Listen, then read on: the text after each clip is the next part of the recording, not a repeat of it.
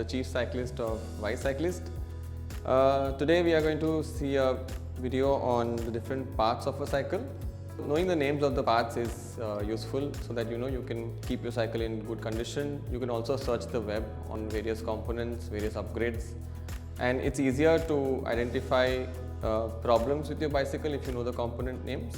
And of course, out of curiosity, you can always know the parts of your bike. So what you're seeing in my hand is bicycle frame. It's also called the sole of the cycle. The frame decides the posture of the rider.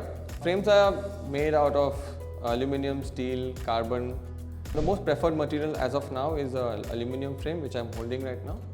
The frame holds all the different components of the bicycle. This particular component is called the fork. Forks are mainly of two types. One is a rigid fork, which does not have a suspension, the one with suspension. Forks are usually made out of carbon, steel or aluminum. Depending on the purpose of usage, the fork material is decided.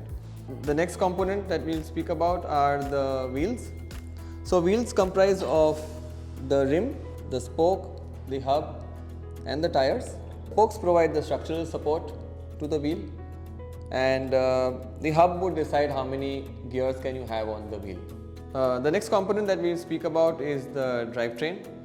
Drivetrain are a very important component because they decide how much you can vary with the speed. The speed and the strength distribution on your bike depends on the drivetrain. So what we are looking out here is the crankset, the chain, the cassette, the front derailleur and the rear derailleur. All of this comprises of the drivetrain. This particular component is called the saddle. This is where the rider sits.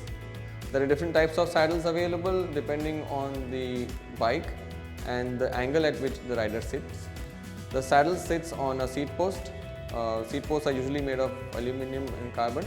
This particular component that you see in my hand, it has various parts. This is called a headset. The headset sits on the frame and it holds the fork and the frame together. This particular component is called bottom bracket. There are various types of bottom bracket. This one which I am holding is called a square tapered one. The bottom bracket sits inside the frame and it holds the crank together. These are brake levers, and what I have here is the shifters. So we have shifters on both the sides, left and right. So here we have the handlebar, which is held by a stem, and on the right and left you have the brake levers and the shifters. These are the brake cables and gear cables, and what we have is the disc rotor and we have the brake caliper. Usually we find most of the modern bikes have disc brakes. Some of the old bikes have rim brake as well.